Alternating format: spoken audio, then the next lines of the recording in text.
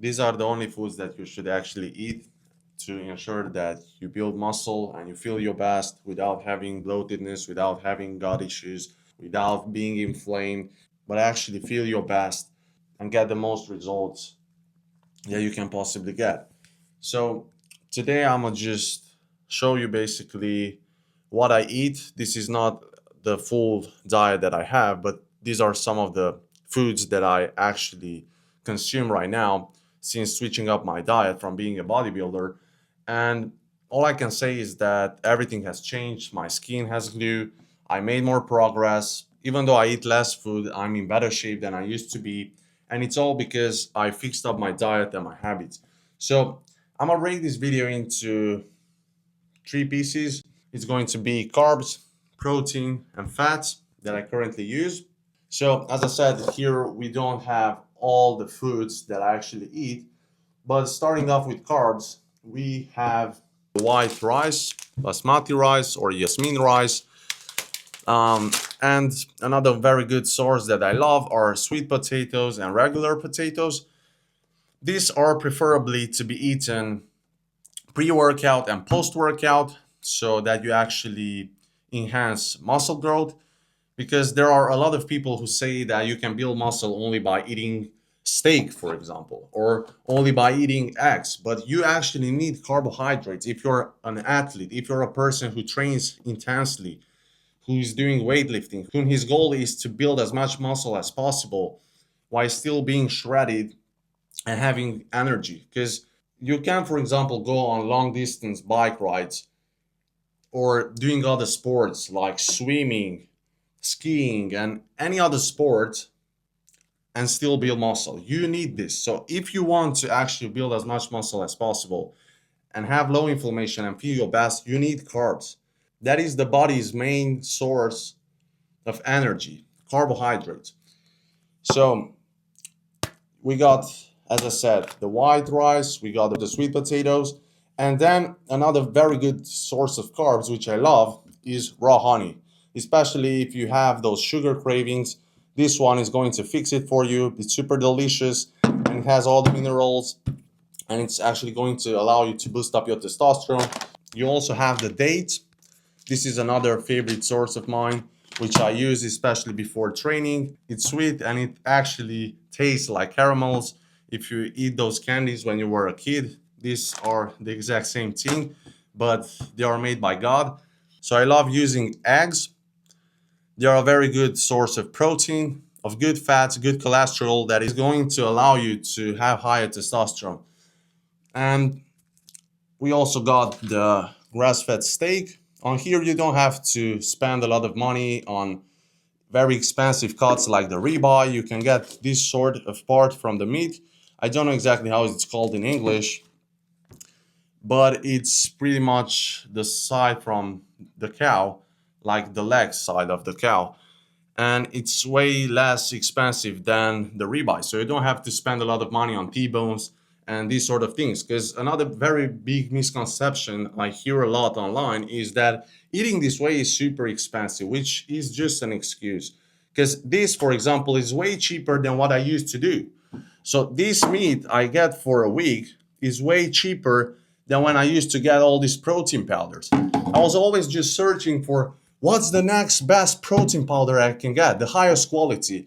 And I was doing all this research to find out what that protein powder will be. Because I thought that if I get a very high quality protein powder, I'm going to build more muscle.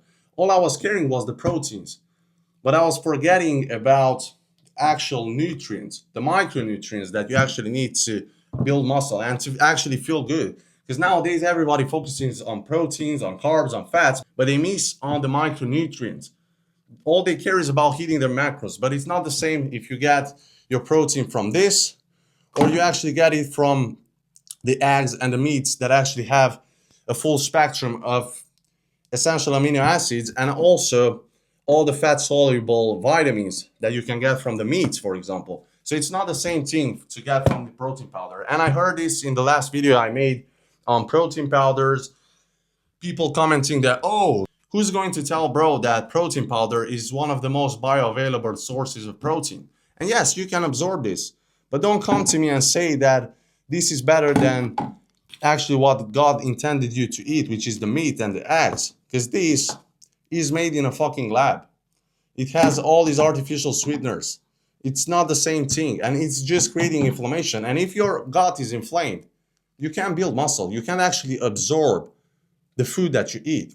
So coming back to the protein sources, from time to time I like eating a bit of raw liver and also adding in sardines or other types of fishes like salmon, but make sure that it's wild caught and it's not farm raised. Then going to fats, the one that I prefer is raw butter. You can put this on sourdough bread and it's delicious.